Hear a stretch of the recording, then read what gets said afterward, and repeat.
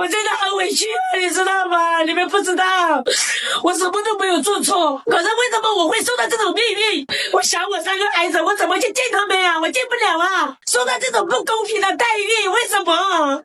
我真的不服啊！我可以不要全世界，但是我不可以不要我3个孩子啊！3个孩子是我10月怀胎我生下来的，我没想到会发生这种事，好让我稳定的生活，硬要把我这样子逼的，让我跟我的孩子骨肉分离。所以有时候命运不是我们能主宰的，我能怎么办？我没有靠山，我没有人脉，我没有后台，我什么都没有。为什么让我现在变成这个样子？可是谁给我伸冤？谁还我公道？仔细看了看，不知道是不是因为美颜滤镜的关系，所以说眼泪呢是确实没太看出来。我们来看一下评论区的反应啊，有人说他再怎么挤也没挤出眼泪，也有江苏的网友说越是痛不欲生他就越开心，还有的说是他的台湾老公没有给他钱了，网友是说命运对他已经很好了，大家清一色的觉得他没有哭泣的感觉，变脸比翻书快，别哭了，把孩子接回来就可以了。可以试着去找雅雅，让她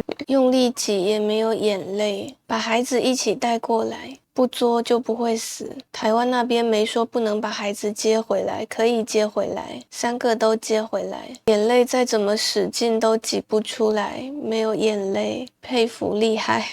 还有人说请原谅他不厚道的笑了，别哭了，把孩子接回来就可以了。小薇胜利耶，死不悔改。普通人任何时候都应该遵纪守法。他没有亮护照，家里也没有插满红旗，那就把孩子接回来呀。奥斯卡，没有靠山吗？你有强大的祖国，你命由你不由天。普通宝妈还想干不普通的事，接回来不就得了？也是有鼓励啊，让他会好起来的，加油，无脸。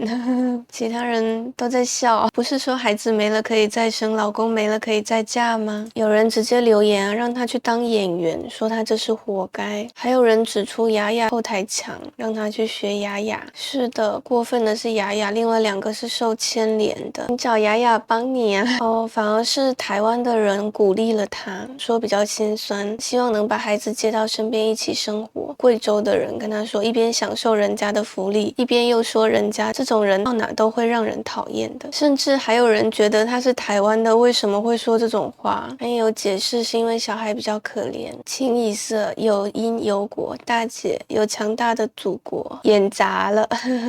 我为什么不嫁在贵州大山里面？我就是要嫁来台湾啊！我嫁来台湾搞情啊，搞到钱了，我再回到贵州大山里面去发展啊！你以为我是哪里出生的？我不敢说啊！那个台湾那个绿茶就是这么说我的呀！你看你没有文化，哎，你就是贵州大山里面长大的啊，所以说你嫁来台湾来搞情的。我说本来我就是来搞情的呀，我嫁到贵州没办法改变命运啊，我只有嫁给我老公，把我老公当成是一个跳板了，对不对？我嫁来台湾，我身份提升了呀，我再也不是贵州大山里面的了，我是台湾的了。我老公是哪里人，我就是哪里人啊，对吧？我也是台湾人呐。我在台湾，我把台湾的钱赚够了，我把台湾钱带回大山里面去发展啊！我说你敢把我怎么样呢？我说你的祖宗八百代还不是大山里面的，还不是农民来的？对呀，我就是乡下的呀，我就是贵州大山。小薇之所以突然之间那么痛苦呢，那是因为当天陆佩雅雅发了一段她飞到福建，在最临近台湾海峡的地方望着大海。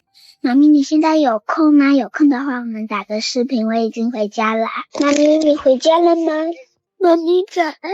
所以小薇突然呢就有感而发了，有人在帮小薇说话，就说她是被雅雅连累的。三小妹仔细思考了一下这个可能性，连累本身的意思就是说她是没有错的，只是她的朋友太过嚣张了，所以严格来说，三小妹觉得也算不上是连累吧。他们入境的时候签署了条款，上面有要求他们不能做什么，他们违反了要求而被驱离，这并不是一群大陆妈妈被集体赶出去的事件啊，这不能够拉高情绪去压低法律依据啊。今天我们就来聊一下，假设没有驱离他，那会发生什么？就特地不要用台湾跟中国，就假设是2家公司好了，来看一下新员工这样到底是不是有错。等于是这个新员工一进到公司，就开始跟大家说，他之所以从老公司跳槽，就是因为新公司赚的钱比较多，之前的老公司已经把他定型了，他很难再有翻身的可能。他在老公司只能是底层中的底层，他没有其他的办法，于是呢，他面试跳槽到了新公司。接着呢，他的愿望就是新公司的 logo 全部都换成老公司的，新公司的所属权也要归老公司所有，并且呢，他在新公司赚的钱要拿去建设他的老公司。他说他这样非常的坦诚直接，但是你们觉得这样正常吗？接着啊，我们就把原住民，例如说举报他的比喻做老员工，老员工忍不住开始开骂了，举报了，双方闹翻了。这个时候老板会怎么办？老板的考虑方向会是他有没有生小孩吗？很遗憾不会。在这个时候并不是哪一个人最坚持自己的看法谁就会是对的，老板一定会分析的就是假设我继续把新员工留在公司里会发生的事情是什么。他一直都在挂念着他的老公司，那为什么要来我的新公司呢？为什么不直接回去上班呢？而且啊，当新员工跟老员工发生冲突的时候，这是不是说明新员工的适应力并不够强呢？老员工去指责新员工做错的那件事情到底成不成立？是不是老员工故意栽赃他？结果有理有据，影片等等内容全部都指向新员工，他就是这个愿望，他就是要把之前公司的老板给换过来。那现在的老板会怎么做？你是那个老板，你会怎么做？之前恩琪有提到，他要是换了台湾的身份证就没这回事了，这说明什么？说明还在试用期，那很正常，你会结束这个员工的试用期，这不是歧视，这就是表现不良。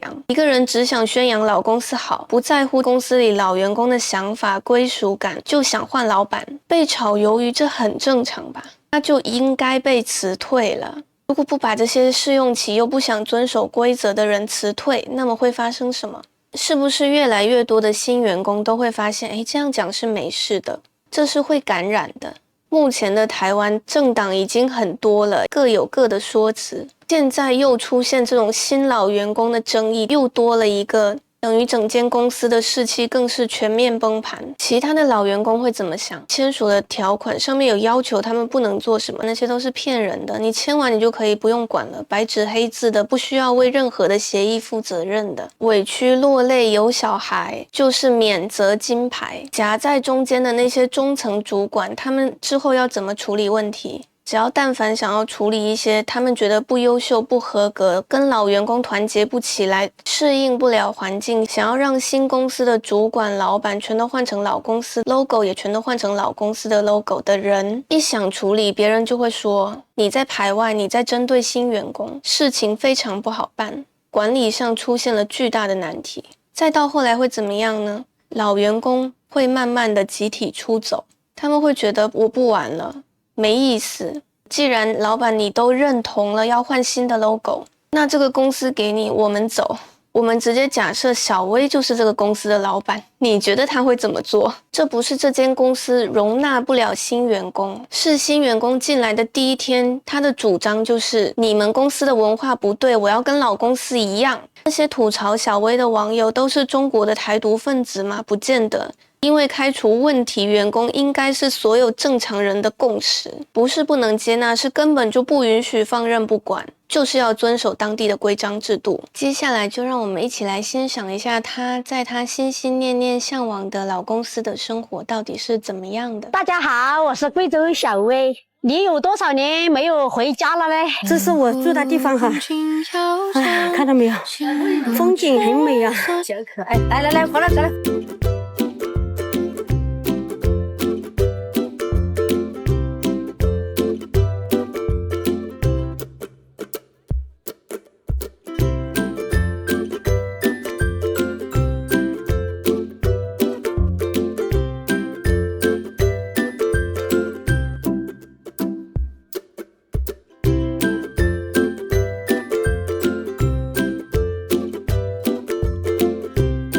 你们猜这是什么蘑菇？猜得到吗？很漂亮，这个蘑菇很贵哦，卖的。哎呀，越紧越有劲儿哈，激情感。你看这里又紧到了哈，看到没有？它就是长在这一整这样长起来的。这是一口井，我从小出生过这里面的井水长大的。看一下这一口井，山泉水，你们有喝过吗？酸菜炒饭超好吃哦！柴火烧鸡，把鸡毛烧下来。哇呀，10分钟要弄死了，好不好？